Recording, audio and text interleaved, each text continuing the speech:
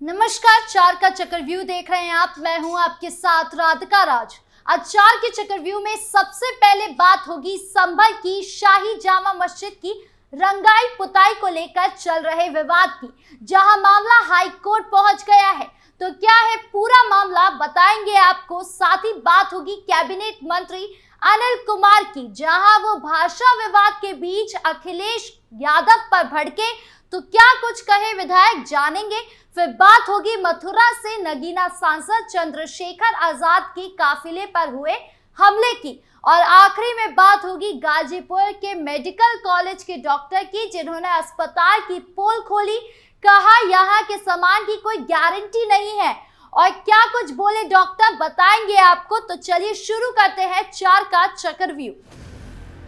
पहली खबर संभल के शाही जामा मस्जिद से जुड़ी है। दरअसल संभल की शाही जामा मस्जिद की रंगाई पुताई मामले को लेकर शुक्रवार यानी 28 फरवरी को भारतीय पुरातत्व सर्वेक्षण ने इलाहाबाद हाई कोर्ट में अपनी स्टेटस रिपोर्ट पेश की। इस रिपोर्ट में एएसआई ने बताया कि उसके 3 अधिकारियों ने मस्जिद परिसर का निरीक्षण किया था, जिसमें मदन सिंह चौहान, जुल्फिकार अली और विनोद सिंह रावत थे। इन अधिकारियों ने मस्जिद के मुतवल्लियों के साथ 27 फरवरी 2025 को मस्जिद का निरीक्षण किया। निरीक्षण का मकसद ये देखना था कि मस्जिद के रखरखाव के लिए सफेदी की जरूरत है या नहीं। एएसआई की टीम ने रिपोर्ट में बताया कि मस्जिद के मूल स्वरूप को काफी हद तक बदल दिया गया है। मस्जिद की फर्श को पूरी तरह हटा दिया गया है और नई टाइल्स और पत्थर लगा दिए गए हैं। मस्जिद की दीवारों पर मोटी परत में इनामिल पेंट किया गया है, जिसमें सुनहरा, लाल, हरा और पीला रंग शामिल है। ये पेंट इतना गहरा है कि मूल ऐतिहासिक सतह पूरी तरह छिप गई। इस रिपोर्ट के मुताबिक मस्जिद के अंदर का पेंट अभी भी सही स्थिति में है, इसीलिए अभी सफेदी यानी पुताई की जरूरत नहीं है। बाहरी दीवारों पर हल्की सी पेंट की परत उखड़ रही है, लेकिन फिलहाल इससे फिर से रंगने की आवश्यकता नहीं है। मुख्य दरवाजे और कमरों की हालत खराब है। मस्जिद का मुख्य ढांचा ठीक है, लेकिन इसके प्रवेश द्वार और पीछे के कमरों की हालत खराब है।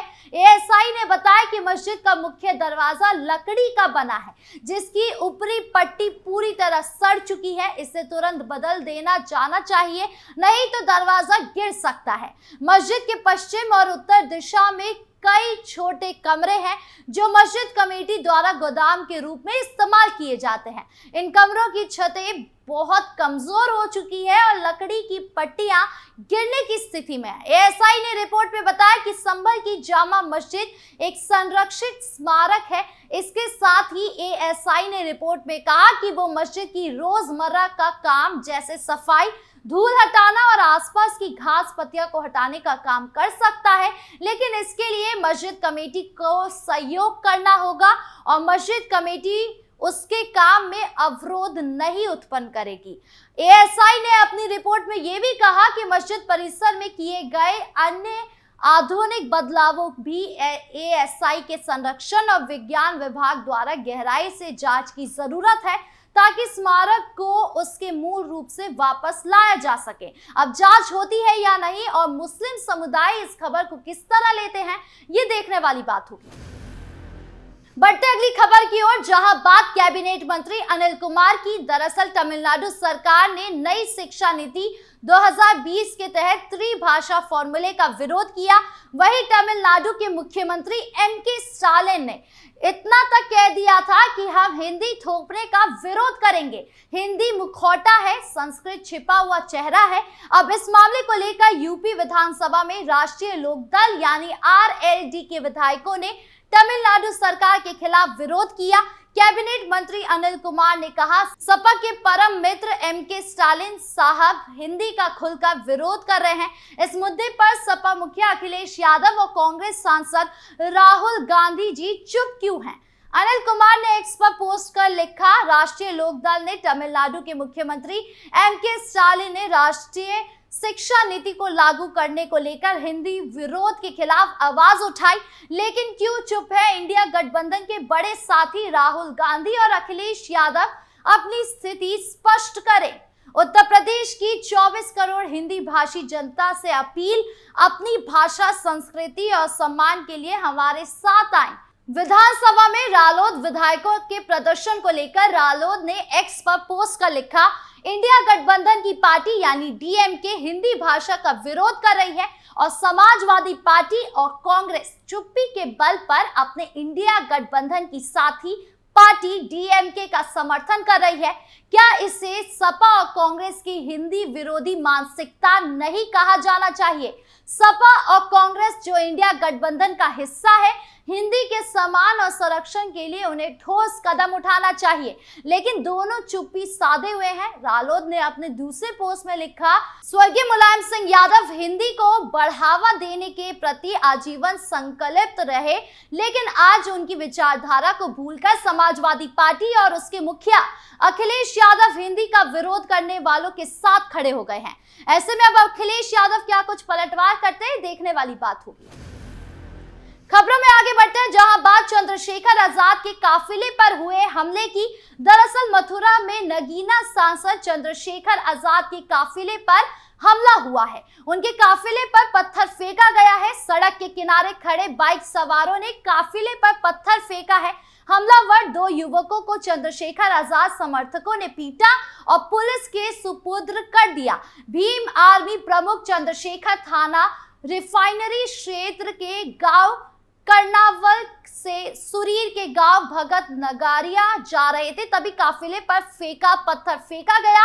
इस हमले में एक युवक को मामूली चोट आई और एक गाड़ी में पत्थर लगा है। नगीना सांसद चंद्रशेखर आजाद के काफिले पर मथुरा के सुरीर गांव में 500 मीटर पहले हमला हुआ। नगीना सांसद चंद्रशेखर आजाद भगत सिंह के नगरिया में दलित समाज के लोगों पर हुई फायरिंग में पीड़ित परिवार से मिलने जा रहे थे। इस दौरान कार्यकर्ताओं ने भागकर भीम आर्मी चीफ की जान बचाई। वहीं इस हमले को लेकर सांसद चंद्रशेखर आजाद ने कहा कि सरकार और पुलिस जवाब दे, जब सांसद सुरक्षित नहीं तो दलितों की यूपी में क्या स्थिति होगी। मेरे ऊपर हमला प्रायोजित था, सोशल मीडिया पर लगातार धमकियां दी जा रही थी, पुलिस ने नहीं की कार्रवाई, हमारे कई लोग घायल हुए हैं। भीड़ पत्थर और हथियार लेकर खड़ी थी और गाड़ियां दिखते ही हमला हो गया। इस दौरान हमलावरों ने जमकर पथराव किया।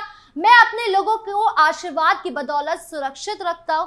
बता दें कि इससे पहले भीम आर्मी चीफ चंद्रशेखर आजाद पर 28 जून 2023 को सहारनपुर के देववन में जानलेवा हमला हुआ था।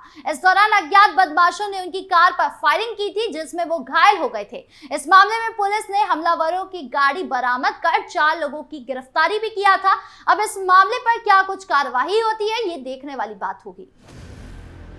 खबरों के अंत में अब बात गाजीपुर मेडिकल कॉलेज की। दरअसल स्वास्थ्य विभाग के द्वारा मरीज के इलाज के लिए प्रति महीने करोड़ों रुपए की दवा और अन्य सर्जिकल सामानों की खरीदारी की जाती है। इलाज के लिए इस्तेमाल में लाई जाने वाली दवाओं को लेकर गुणवत्तापूर्ण होने का दावा किया जाता है, लेकिन उन सामानों में कितनी गुणवत्ता है, इसकी पोल गाजीपुर के मेडिकल कॉलेज के एक डॉक्टर ने खुद खोलकर रख दी है। अगर उसकी बात माने तो मेडिकल कॉलेज के ऑर्थो विभाग में सरकारी स्तर पर प्लास्टर के लिए आए हुए सामान से मरीज कभी भी ठीक नहीं हो सकता। इतना ही नहीं, उसने ये भी कहा डाला है कि अगर उसे अपने कुत्ते का इलाज कराना हो तो वो इस अस्पताल में ना कराए। ये वीडियो सोशल मीडिया पर वायरल होकर स्वास्थ्य विभाग के पिछले कई दिनों से किरकिरी कर रहा है। गाजीपुर का महर्षि विश्वामित्र राजकीय मेडिकल कॉलेज, जिसकी स्थापना के बाद लोगों को बेहतर स्वास्थ्य सुविधा मिलने का दावा किया जा रहा था, लेकिन अब यहां भी मरीजों से खुलेआम बाहर से सामान लाकर इलाज करने की बात कही जा रही है। सही तरीके का एक और वीडियो सोशल मीडिया पर वायरल हो रहा है, जिसमें ऑर्थो विभाग में तैनात डॉक्टर वैभव के पास एक मरीज जिसके पैर में फ्रैक्चर होने के कारण अस्पताल के द्वारा प्लास्टर चढ़ाया गया था, बावजूद इसके उस मरीज को आराम होने की बजाय दर्द हो रहा था। और जब मरीज के परिजन डॉक्टर के पास पहुंचे तब डॉक्टर ने साफ शब्दों में कहा कि यहाँ के सामानों की कोई गारंटी नहीं है, अगर इलाज कराना है तो बाहर से 2 से 2,500 रुपए का पूरा सामान मिलेगा, उसे लेकर आइए, तब मरीज को 1 महीने में ठीक किया जा सकता है। मतलब अगर अब मरीजों को इलाज कराना है तो मरीज खुद चाकू छुरी लेकर अस्पताल पहुंचे। बहरहाल अब डॉक्टर के बयान से कॉलेज पर क्या कुछ कार्यवाही होती है, ये देखने वाली बात होगी। आपकी इस मामले पर क्या राय है, कमेंट बॉक्स में जरूर बताएं। 4 के चक्रव्यूह में आज खबरों का सिलसिला यहीं खत्म करते हैं। कल फिर मिलेंगे आपसे नई खबरों के साथ। वीडियो अच्छी लगी हो तो लाइक शेयर करें, चैनल को सब्सक्राइब करना ना भूलें और देश की तमाम बड़ी खबरों से जुड़े रहने के लिए देखिए कैपिटल टीवी उत्तर प्रदेश। नमस्कार।